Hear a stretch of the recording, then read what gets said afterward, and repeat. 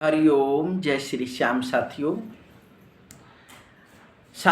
संवत्सर के बारे में जानेंगे कि 2025 में कौन सा संवत्सर प्रारंभ होगा और इस संवत्सर का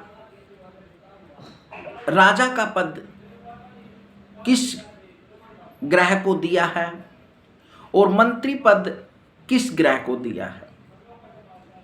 क्योंकि हर वर्ष चैत्र मास शुक्ल पक्ष की प्रतिपदा को नव संवत्सर प्रारंभ होता है और हमारे हिंदू कैलेंडर के अनुसार इसी दिन से नया साल प्रारंभ होता है।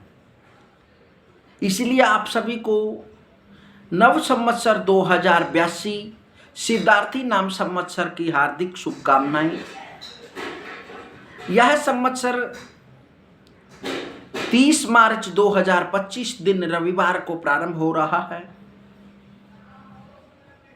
और नव संवत्सर 2082 सिद्धार्थी नाम का संवत्सर आपके जीवन में सुख व मंगलमय खुशियां प्रदान करने वाला हो। और इसी दिन से ही माता रानी के नवरात्रे प्रारंभ हो जाते हैं। जो सिद्धार्थी नाम का संवत्सर है 2082, यह 30 मार्च 2025 दिन रविवार को प्रारंभ होकर 19 मार्च 2026 तक रहेगा। क्योंकि यह सृष्टि का प्रारंभ का दिन होता है। श्री ब्रह्मा जी ने इसी दिन सृष्टि का प्रारंभ किया था और इसी दिन प्रकृति भी अपने नए रूप में आ जाती है। गेहूं की फसलें पककर तैयार हो जाती हैं, वृक्षों पर नई पत्तियां आ जाती हैं, प्रकृति अपने सुंदर रूप में आ जाती है। इसलिए यही दिन हमारा नव वर्ष का दिन होता है और इस दिन से ऋतु परिवर्तन बसंत ऋतु होती है, जो कि सभी ऋतुओं में बहुत ही उत्तम ऋतु मानी जाती है। और यह दिन माता रानी के लिए विशेष होते हैं क्योंकि इसी दिन से पावन नवरात्रे प्रारंभ होते हैं और इस दिन विशेषकर सभी मंगल कार्य भी किए जा सकते हैं। क्योंकि यह दिन अपने आप में बहुत ही अद्भुत दिन होता है।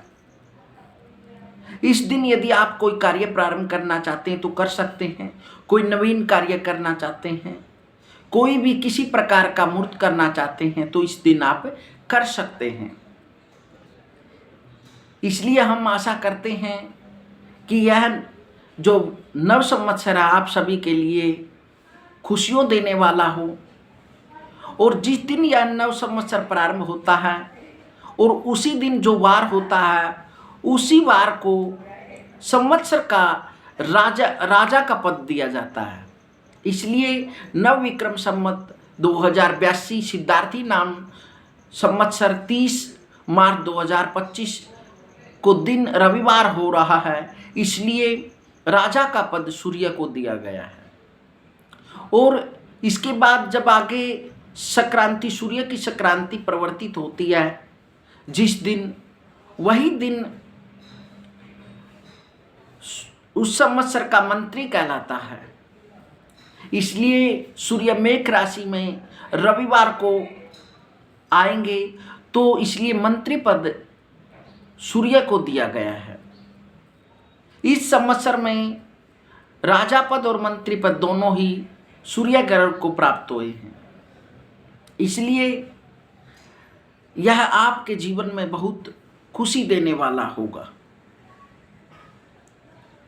और अनेक प्रकार के आपके शुभ कार्य होंगे।